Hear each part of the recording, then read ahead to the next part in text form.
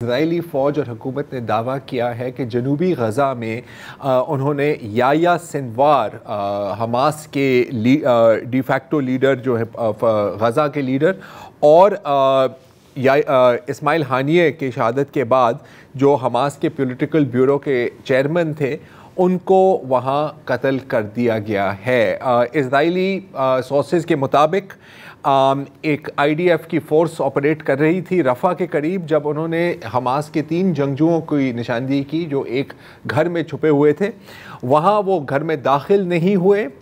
لیکن وہاں پر ٹینک اور ڈرون سٹرائکس کو کال ان کیا گیا اور پھر جب ملبے کی تلاشی لی گئی تو ان کا کہنا ہے کہ یحییٰ سنوار کی لاش وہاں پر تھی۔ ابھی تک حماس نے اس بات کی تصدیق نہیں کی۔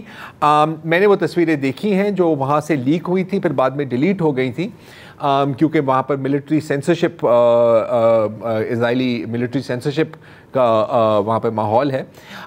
تو اگر آپ تصویر دیکھیں تو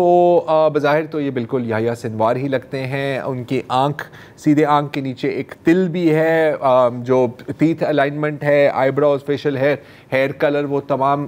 یحییٰ سنوار ہیں یا تو پھر ان کے کوئی جڑوے بھائی ہیں۔ اس انٹرسٹنگ بات یہ ہے کہ یہ ایک رینڈملی وہ ملے تھے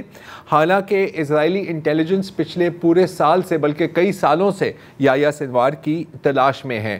ماضی میں انفیکٹ جو پچھلے کئی مہینوں میں جو مختلف رپورٹس اسرائیلی انٹیلیجنس کی جانب سے آئی تھیں وہ یہ تھیں کہ یحییٰ سنوار یا تو غزہ چھوڑ کر فرار ہو گئے ہیں یا تو وہ ایک خاتون کے لباس میں برقع پہن کر کسی پناہ گزین کیمپ میں چھپے ہوئے ہیں۔ اسی بات کو وہ جواز بناتے تھے کہ ہم اسی لیے پناہ گزین کیمپوں پر بمباری کرتے ہیں، یا تو پھر وہ حماس کی سرنگوں میں ہیں اور ان کے ارد گرد اسرائیلی ہاسٹیجز ہیں اور انہوں نے ایک سوئسائڈ بیلٹ پہنی ہوئی ہے تاکہ اگر وہاں پر اسرائیلی فوج داخل ہو تو وہ ہاسٹیجز کو ہیومن شیلڈز کی طرح استعمال کیے جائیں۔ لیکن اگر یہ واقعی یحییٰ سنوار ہے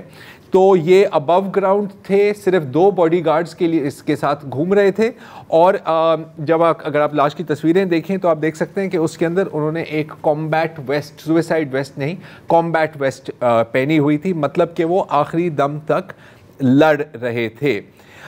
ایک اور جو انٹرسٹنگ اس میں بات لگتی ہے مجھے کہ آپ نے دیکھا ہے کہ حزب اللہ کو کتنی ڈیپلی انفلٹریٹ کیا تھا، ان کے آمد و رفت، ان کے لیڈرز کی آمد و رفت پر بالکل کڑی نظر تھی اسرائیل کی۔ پچھلے پورے سال میں وہ یحییٰ سنوار کو ٹریس نہیں کر سکے، حالانکہ اس وقت غزہ میں لاکھوں لوگ ہیں جو بھوک سے مر رہے ہیں،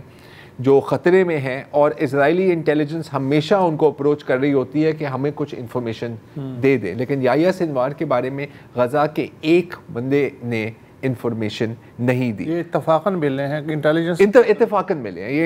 انٹیلیجنس بیسڈ اسٹرائک نہیں تھی، یہ اسرائیلی خود اس بات کو ایڈمٹ کر رہے ہیں۔